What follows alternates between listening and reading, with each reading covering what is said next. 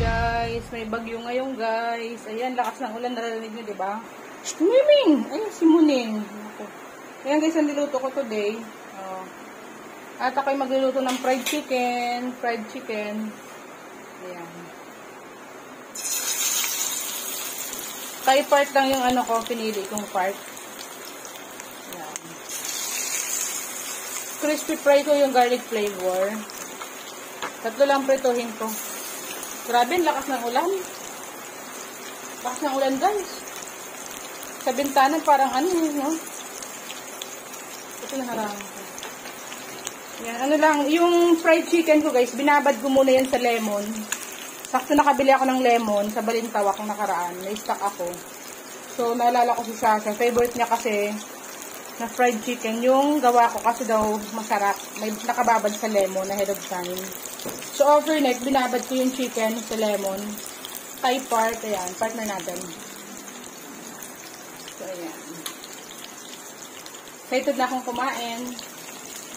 Ayan, fried chicken. Check na natin. Wow, fried chicken, Thai part. Wow, yummy. Wow. Thai part ang gusto ko guys kasi puro lang. Ayoko ng ano, drumstick. Masyado magkaba daw yun eh. Yummy. Check na natin. Wow, fried chicken, Thai part. Wow, yummy. Wow.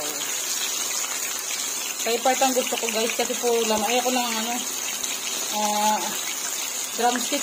Masyado magkaba daw yun eh. Yummy. A perfect combination.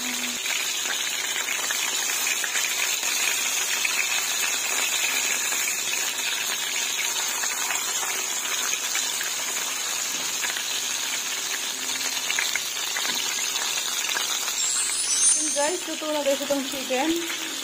Okay, paano ko siya guys? Diba? Crispy fried chicken, partner yan. Yummer. Diba? Ulang for lunch today. Off ko na yung apoy. Kasi luto na siya eh. Paano ko lang yung mantika guys. Sarap guys oh. Okay, binabad ko to guys sa lemon ahead of time. Guys, I hope you would love to give a like, comment, subscribe, and ring the bell button in order for you to be notified whenever I post a new video. Lunchtime for us. Thanks for watching.